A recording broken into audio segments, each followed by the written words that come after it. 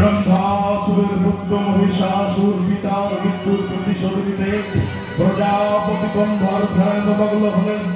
প্রজাপতি গম্ভীর করে অমরত্ব লাভ করে স্বর্গরাজ্য পরাক্রমের জন্য পরাক্রমী হয়ে উঠলেন।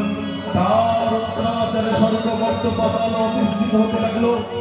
দেবতারা স্বর্গরাজ্য পরিত্যাগ করে ত্রিদেবের কাছে শরণাপন্ন হলেন। ত্রিদেবের কথা মতো সমস্ত দেবতারা দেবরাজ একত্রিত হয়ে ত্রিদেবের